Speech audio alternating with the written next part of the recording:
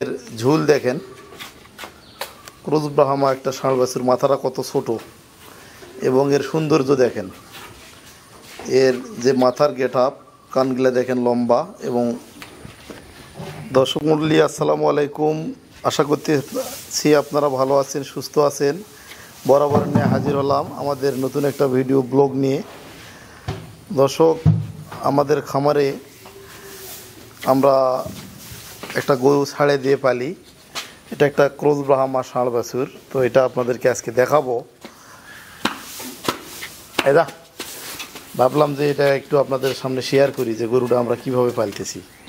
তো এটা একটা জন্মগতভাবেই ব্রাহ্মা ষাঁড় বাছুর। এটা একটা মুন্ডি, অর্থাৎ কোনো দিন কিন্তু শিং গজাবে না। দেখতে পাচ্ছেন আপনারা, এর মাথার শেপটা কত সুন্দর দেখেন। এবং এর ঝুল দেখেন। ক্রুজ ব্রাহ্মা একটা ষাঁড় বাছুর, মাথাটা কত ছোট এবং এর সৌন্দর্য দেখেন। এর যে মাথার গেট আপ, কানগুলা দেখেন লম্বা এবং লাল টকটকে এবং গস। হ্যাঁ, দাঁড়া দাঁড়া দাঁড়া,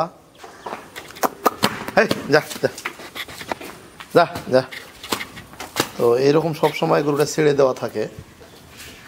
তো এটা আমরা খামারে লালন পালন করতেছি। এই ষাঁড় বাছুরটার বয়স 8 মাস।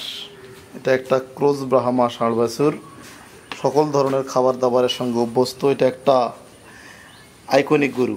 দর্শক, আপনারা দেখেন গরুটা অনেক ভালো, জাতমান এবং কোয়ালিটিতে ভালো। এটা আমরা ছেড়ে দিয়ে লালন পালন করতেছি।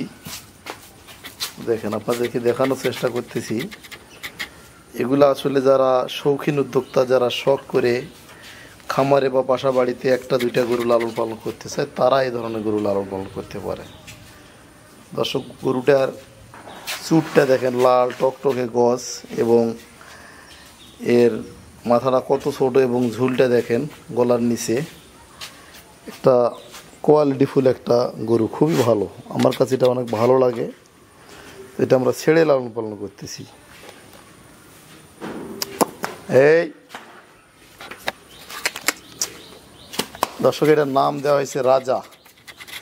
এর খাওয়া দাওয়ার স্টাইল, চলাফেরা, হাঁটা, ঘুমানো সব রাজার মতো।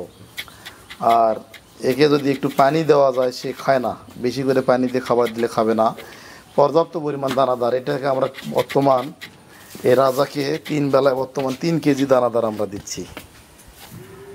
তো দেখা যাক কি হয়। লালন পালন করতেছি, বদবাকিটা আল্লাহ ভরসা। সকলে ভালো থাকবেন, সুস্থ থাকবেন, আর আমাদের এই খামারের রাজার জন্য দোয়া করবেন। আসসালামু আলাইকুম।